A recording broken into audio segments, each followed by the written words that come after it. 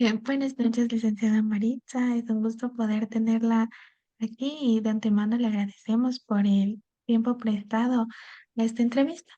Para empezar, nos gustaría conocer un poco más sobre usted. ¿Nos podría indicar cuál es su nombre completo y si de pronto conoce el motivo por el cual sus padres le pusieron este nombre? Hola, Dani, ¿cómo estás? Buenas noches. Claro, con gusto. A ver, mi nombre es Maritza Elizabeth Granda Flores. Realmente desconozco por qué me pusieron así. Sé que Maritza Elizabeth es del gusto de mi papá, entonces imagino que por ser la primera hija, pues él decidió ese nombre. Claro. ¿Y cuál es su fecha de nacimiento y lugar de nacimiento? Yo nací el 8 de mayo de 1990. Nací en Quito, la capital del Ecuador. Y bueno, casi siempre he vivido en el sur de Quito. Ahí es donde crecí. Ay, qué bien. Y tal vez podría indicarnos algún recuerdo que tenga de su papá y de su mamá, así también Eh, como fecha de nacimiento. No sé si Claro, puede darnos esa información. claro, mi papi se llama Freddy Moisés Granda Campoverde. Él nació el 11 de septiembre, no, el 22 de diciembre de 1962. Mi mami se llama Lidia Susana Flores Torres. Ella nació el 11 de septiembre de 1958. Bueno, algo que yo siempre recuerdo de mis papás es que ellos, a pesar de cualquier situación, siempre han estado apoyándome desde niña, ¿no? Entonces ellos han sido una parte clave en mi desarrollo personal y profesional. Y eso es lo importante, ¿no? De tener y contar con una familia. ¿Y a qué Así se es. dedicaban sus padres? Mi papi es militar, bueno, ahora ya está retirado. Mi mami ejerció la ocupación de modista, igual ahora ya, bueno, ya no la ejerce. Entonces a eso se dedicaban ellos. Mm, ¿Y usted a qué institución asistió, en la cual estudió? ¿Qué título alcanzó? ¿Y qué recuerdo tiene de estos hermosos años que pasó? Bueno, yo estudié en el Comil, en la escuela. Posterior a eso, fui al colegio, estuve en el Colegio Espejo, es un colegio fiscal. Estudié también el tercer nivel en la ESFE. Ahí alcancé el título de licenciada en lingüística aplicada al idioma inglés. Posterior hice un posgrado en maestría, una maestría en educación y TICS, una especialización también relacionada con lo mismo. Entonces, pienso que siempre es importante actualizarse como docente y es bonito, o sea, compartir ese tiempo en educarse, en capacitarse. Creo que es algo importante en un docente. Entonces, tengo buenos recuerdos de eso, de capacitarme, de siempre estar aprendiendo más. Eso. Claro, y eso es lo bueno para poder brindar una mejor enseñanza a los estudiantes, ¿no? Ujú. ¿Y por qué decidió ejercer como docente? ¿Cuál fue el motivo por el cual lo hizo? Bueno, a mí me gustaba siempre el inglés. Entonces, en la escuela recuerdo que eh, siempre fui buena en la asignatura. Entonces, posterior a eso, decidí hacerme docente porque tengo muy buenos recuerdos de docentes que en la escuela, en el colegio me apoyaron bastante.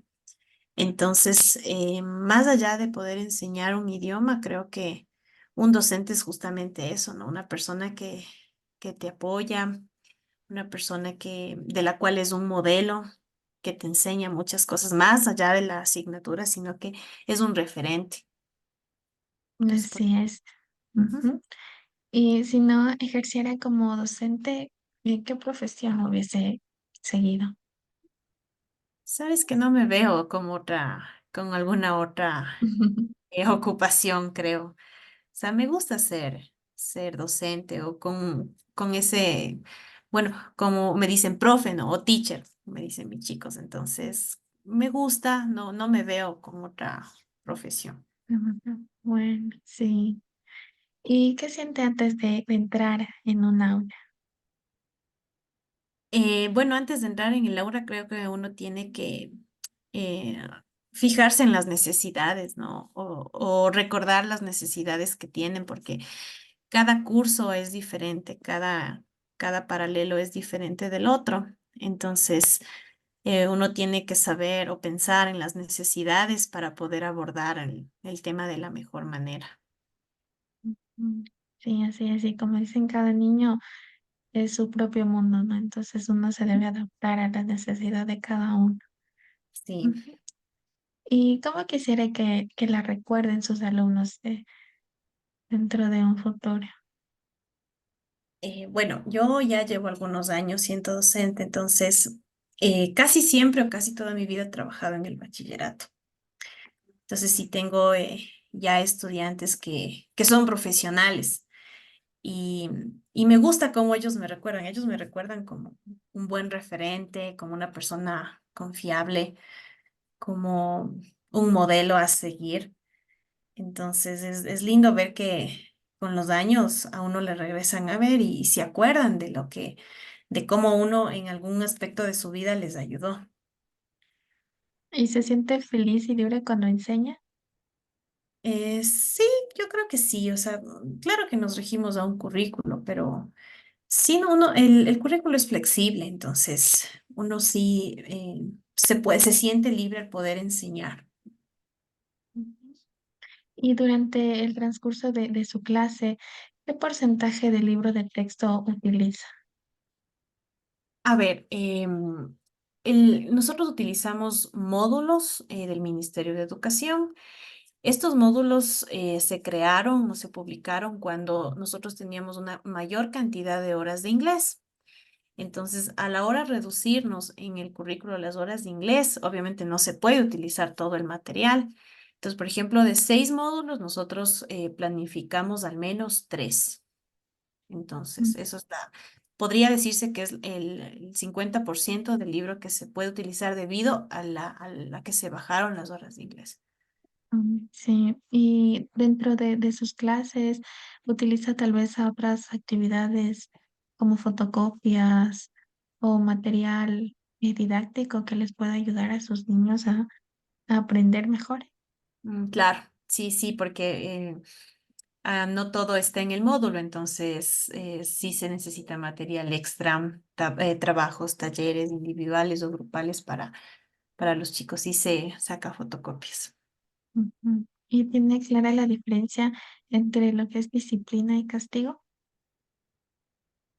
Sí, o sea, la disciplina va dirigida a que el joven, el estudiante, sepa que sepa qué es lo que hizo mal. O sea, que él no solo sienta que existe alguna disciplina sin saber la razón, mientras que el castigo es como más punitivo, es, es más una cuestión de que él ni siquiera sabe por qué está siendo castigado.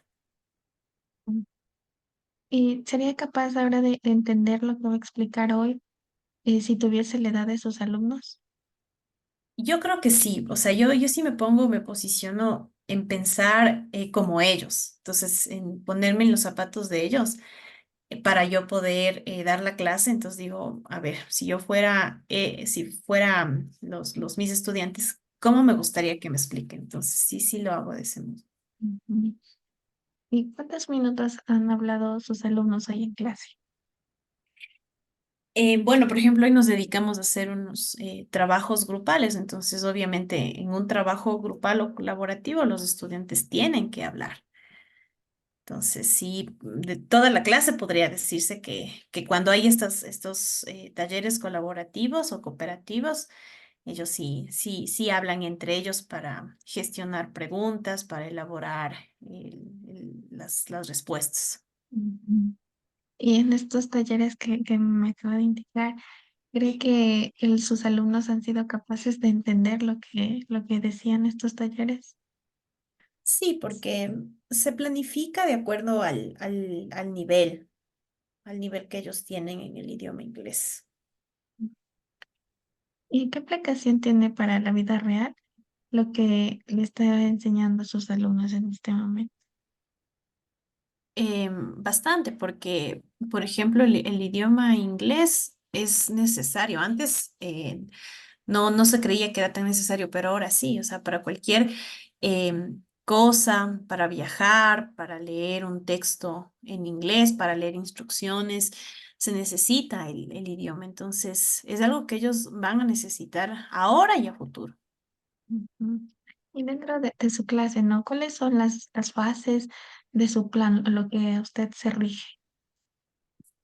Em, lo que me gusta, por ejemplo, es la capacidad que a veces uno tiene como para ponerles a los chicos situaciones en las que desarrollen pensamiento crítico. Entonces, ¿por qué? Porque esa es una habilidad que ellos necesitan para resolución de problemas. Entonces, incluso cuando uno enseña un idioma extranjero, eso es lo más chévere, o sea, plantearles algo en lo que ellos puedan pensar. Sí. Y dentro de la clase, ¿cuántos minutos usted se dedica a hablarles en inglés? A ver, voy a hablar como por porcentajes, porque eso es lo que me parece más adecuado.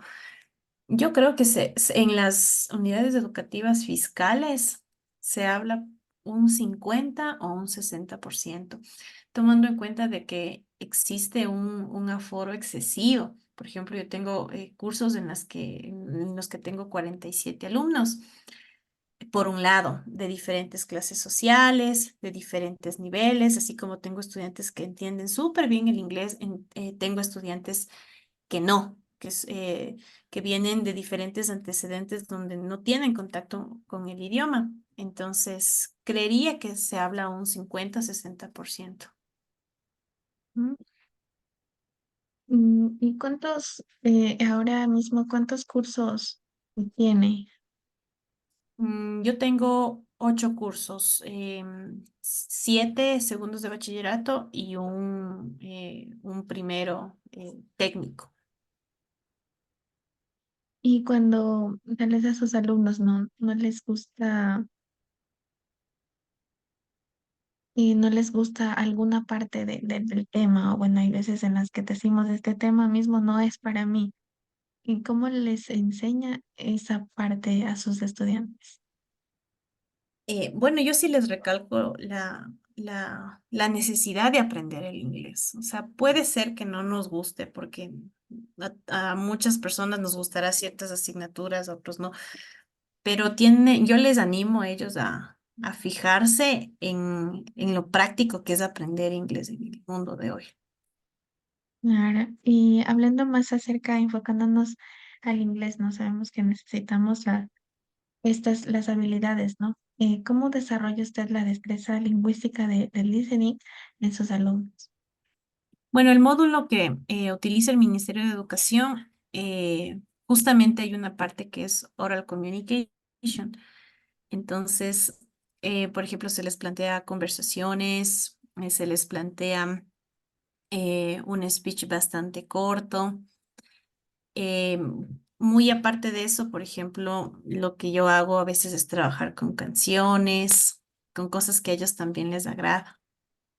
Ujú. Y ahora en cuanto al speaking, Bueno, por ejemplo, recuerdo que hace unos días yo les envié a traer imágenes de una obra de un autor o de un artista que a ellos les guste.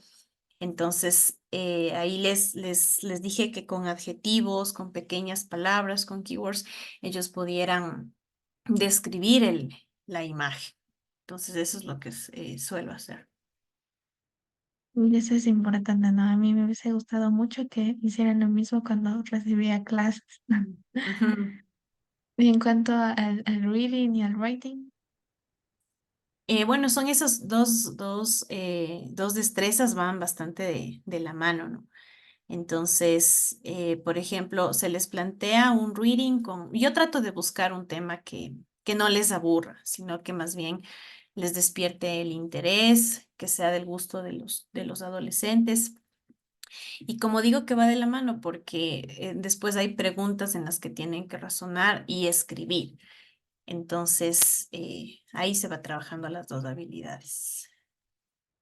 Claro. ¿Y cree usted que cuál sería más importante, ¿no? Al hablar del grammar y del vocabulario, ¿cuál consideraría usted que sería la más importante al momento de enseñar inglés? Bueno, actualmente existen algunos estudios que en realidad nos hacen ver que el grammar no es el corazón del inglés, del enseñar un idioma extranjero. Más bien ellos aprenden, por ejemplo, la gramática de manera intuitiva cuando se les expone un reading o un writing. Pero lo que yo sí hago, bueno, no es que me dedico a toda una clase a hacer grammar, porque esto resulta bastante pesado para los estudiantes, pero se explica las cosas más importantes. Lo propio con el vocabulario. Bueno, el vocabulario, por ejemplo, lo que yo hago es algo que yo les digo a ellos, un Pictionary. Entonces, son gráficos que se va grabando en la mente, ¿no? Son gráficos, palabras que sepan identificar qué tipo, qué clase de palabra es. Por ejemplo, ¿es un verbo, es un noun, es un adjective? Entonces, eso es la manera en la que yo trabajo tanto grammar como vocabulario. Claro, y eso es lo importante. Realmente a mí sí me han dicho que cuando uno tiene un vocabulario eh, m- amplio, va a poder entender mejor el inglés. Ujú. Y hoy en día, ¿qué aprendió de sus alumnos el día de hoy? Bueno, hoy, por ejemplo, tengo un curso, siempre existe un curso que es bastante conflictivo. No sé si sea por el numérico de estudiantes, no sé, pero siempre hay uno que es bastante conflictivo. Entonces, hoy les dejé a ellos justamente trabajando en un taller. Y cuando regresé, estaban todos, porque tuve que salir a hacer una cuestión en rectorado, regresé y todos estaban bien sentados, callados. Bueno, no callados, pero me refiero a la disciplina. Entonces estaban todos trabajando y me sorprendió bastante. Entonces, a veces uno les encasilla a los estudiantes pensando que por ejemplo, no son tan disciplinados y cuando uno les repite ese tipo de cosas, ellos como que se graban en su mente. Pero el día de hoy, por ejemplo, aprendí eso, que no, uno no debe hacer eso, sino que más bien debes darle las oportunidades de que ellos cambien su conducta y no encasillarles. Muy, muy interesante lo que he aprendido el día de hoy. Y cuando comienza, ¿no?, un nuevo año lectivo, ¿tarda tiempo en aprenderse el nombre de cada uno de sus alumnos? Sí, yo creo que sí, porque, y hasta ahora, o sea, es bien complejo poder y grabarse el nombre de los 344 estudiantes que tengo. Pero a medida de que uno va trabajando con ellos, ya les va conociendo, ellos mismos vienen, conversan, entonces uno se va grabando los nombres. Ujú. ¿Y cómo gestiona el error que algunas veces pueden cometer sus alumnos? Bueno, yo creo que cuando ellos cometen errores, lo que uno debe hacer es que tratar de guiarle para que se dé cuenta qué es lo que está mal, no darle la respuesta correcta, sino que darle claves, darle una guía para que se dé cuenta qué es lo que hizo mal. ¿Y hoy cuándo ha sido la última vez que se ha reído con los alumnos en clase? Yo creo que todos los días, porque es imposible no reírse de alguna cosa que dicen, no como burla, ¿no? Sino que todos los días, o sea, son adolescentes, tienen sus cosas, salen a veces con algún chiste. Entonces yo creo que todos los días uno se ríe con los alumnos. Ujú. Y eso es lo bonito de ser docente, poder compartir de esos momentos también junto con ellos y recordar muchas veces cuando uno fue adolescente también. Ujú. Sí. ¿Y es la misma persona fuera que dentro del aula? Yo creo que sí, yo me considero que sí. Y dentro de su sesión de clases, mira constantemente el reloj para saber si se acaba o no se acaba la clase. No constantemente, pero Sí, porque uno tiene que respetar también el tiempo del otro compañero que ya va a ingresar y también el hecho de no llegar tarde a mi próxima clase. Entonces, no constantemente, pero sí de manera usual. Ujú. ¿Y el día de hoy se ha aburrido tal vez en clase? No, no, porque se tiene bastantes cosas que hacer. Sí. ¿Y qué suele valorar más de sus clases? ¿El proceso o el resultado? Yo creo que el proceso, porque durante el proceso uno se da cuenta si el estudiante captó o no la clase. Ujú. Entonces, yo creo que es el proceso. Y usualmente las preguntas que usted utiliza son abiertas o cerradas. Las dos, abiertas y cerradas, dependiendo del tema. Mm. Y enseña de la misma manera en todos los grupos y se demora más explicándolo o enseñándolo. No se puede enseñar de la misma manera a todos los chicos porque tienen diferentes necesidades. Los grupos son variados, son mixtos, entonces lo que resulta con unos no resultará con otros. Entonces sí, depende mucho de cómo es el grupo. Ujú. ¿Y cómo se imagina dentro de 5 o 10 años? Yo creo que igual seguir trabajando, capacitándome, no sé, dentro de 5 o 10 años haber aprendido más técnicas de enseñanza, de pronto. Ujú. ¿Y qué entiende por ser productivo y tener autoridad en su trabajo? O sea, productivo, un docente productivo creo que es aquel que eh, con sus resultados demuestra qué es lo que ha hecho durante todo el año lectivo.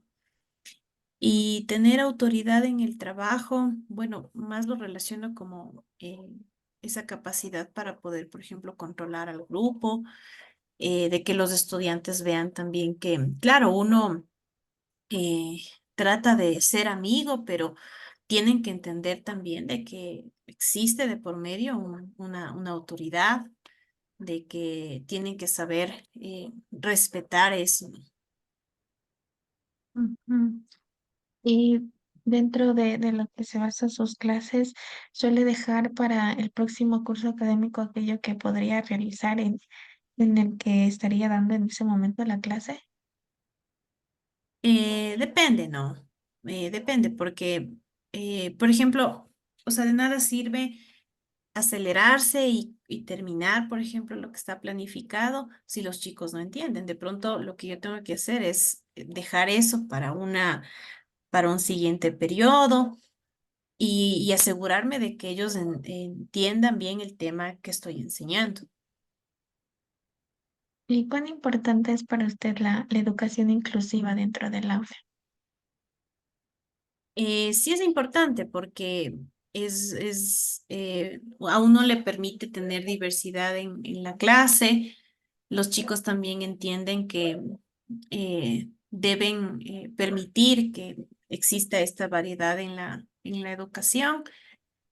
Eso. Ujú. ¿Y cumple con las promesas que les hace a sus alumnos? Sí, porque ahí se dan cuenta ellos, ¿no? De que uno tiene palabra. Entonces, claro, sí es importante cumplir con lo que se les dice a los estudiantes. Ujú. Y en este momento usted podría decir que ama ser docente.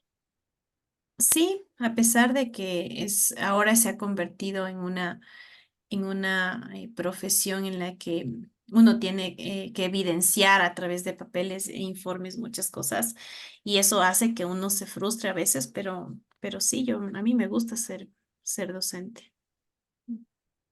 ¿Y qué filosofías o puntos de vista en cuanto a la vida podría compartirnos con nosotros, los que estamos estudiando para ser docentes?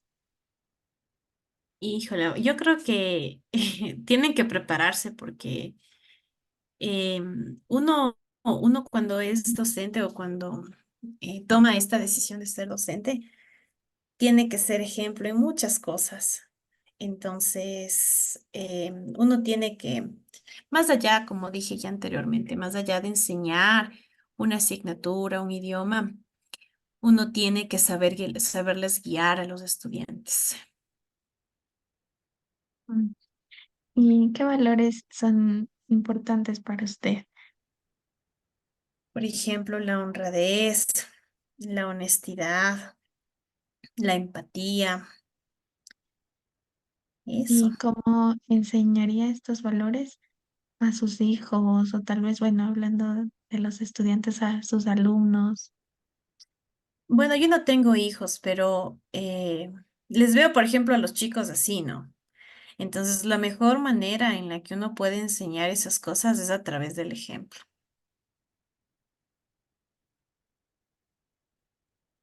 ¿Y nos podría ahora hacer, decirnos 5 personas a las cuales usted considere como un ejemplo o algún, sí, algún ejemplo que para usted sean que o que le hayan ayudado o le han apoyado y decirnos el por qué las ha elegido?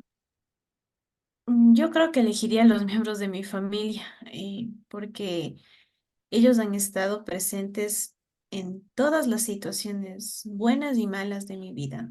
Entonces, creo que la familia es importante, es esencial para que uno se desarrolle de manera personal y profesional. Entonces, yo pudiera decir que, por ejemplo, para mí es importante mi mamá en primer lugar, mi papá, mis hermanos, mis dos hermanos y mi sobrina. Entonces, para mí son las 5 personas más importantes que yo les quiero, les amo mucho y sé que ellos van a estar ahí, pase lo que pase. Y eso es importante, ¿no? Y es lo bonito del amor que uno se puede tener a su familia. Sí. Ahora, ¿cuáles son algunas de las cosas que disfruta hacer en su tiempo libre? A mí me gusta leer, me gusta descansar, me gusta dormir, me gusta ver alguna serie, alguna cosa que me distraiga la mente. También en mi tiempo libre me dedico, por ejemplo, a tomar cursos de pintura, porque eso es algo que a mí me encanta hacer también. Entonces trato de hacer cosas que sean productivas para mí misma. Ujú. Y a lo largo de su vida, ¿cuáles son algunos de sus talentos que tal vez ha descubierto y cómo los ha desarrollado para mejorar? Esto, por ejemplo, de pintar, es algo que, por ejemplo, a mí siempre me gustó pintar de niña, ¿no? Pero nunca tuve la oportunidad de, o bueno, mis papás creo que no se dieron cuenta de eso, entonces nunca me pusieron en un curso como para desarrollar esa destreza. Pero con el pasar de los años, cuando uno pasa situaciones duras y complejas, uno tiene que, creo que a veces uno de los consejos que te da un psicólogo o un psiquiatra es busca algo en lo cual distraer tu mente, algo productivo, algo que te haga salir de tu zona de confort. Entonces, en una situación compleja, bastante compleja de mi vida, yo eso fue lo que hice. Empecé a tomar, a pintar, a tomar cursos de pintura y ahí aprendí, por ejemplo, esta habilidad que siento que era una habilidad escondida en mí. Y hay veces en las que uno no conoce de lo que tal vez podría ser capaz y de lo que realmente es bueno en hacer. Ujú. ¿Y qué lecciones compartiría con las generaciones futuras y qué cambiaría en su pasado si pudiera? A ver, con las generaciones futuras, yo lo que algo que yo pienso que he aprendido con el tiempo es esta cuestión de siempre pensar en las consecuencias, ¿no? De ciertas decisiones. Eso por un lado. Y por otro, algo que yo les digo a los chicos, que cuando ya empiezan, por ejemplo, a trabajar, algo que siempre deben hacer es ahorrar. Es ahorrar desde el primer día en que uno entra a trabajar, porque la vida es dura, entonces uno tiene que siempre tener un fondo económico por cualquier cosa. Entonces, y eso es algo que yo siempre les veo cuando, por ejemplo, los chicos ya terminan la universidad y a veces unos vienen a visitarle a uno al colegio, entonces les digo eso, o sea, la vida es bastante compleja y dura en sentido económico, entonces tienen que aprender a ahorrar. ¿Y qué cambiaría en mi pasado? Algunas decisiones mal tomadas como Bueno, algunas cosas que pienso que si las hubiera repensado, las cosas serían diferentes. Bueno, le agradecemos mucho por podernos contar igual. Y bueno, la pregunta final, ¿no? ¿Cómo le gustaría ser recordado al final de su jornada y qué legado personal aspira usted a dejar? A ver, me gusta que me recuerden como una docente que trata de ser para todos, de explicar una cosa para que todos entiendan, de una persona empática que se pone también en los zapatos de ellos. Y un legado, pienso que es esto de siempre estar a la vanguardia de qué es lo que sale, qué es lo nuevo que sale. Hay, por ejemplo, ahorita algunas didácticas, técnicas que nos ayuda a uno a mejorar, porque uno va pasando y lo que uno aprende en la universidad de pronto ya es obsoleto al momento. Entonces, eso de siempre estarse capacitando, de siempre estar leyendo, de buscar información, de ser un mejor profesional cada día. Bueno, licenciada Maritza, le agradecemos mucho por habernos permitido conocer un poquito más acerca de su profesión, de su vida y también ahí de algunos consejitos que nos pudo dar durante esta entrevista. Como le dije al principio, le agradecemos por el tiempo por el cual nos brindó en esta reunión. Y bueno, Listo, eso es todo. Miranda. Que Ujú. tenga una bonita noche, que pase bien y ahí nos Gracias, estaremos Dani. hablando. Gracias, es un gusto poder ayudarte. Gracias, una buena noche.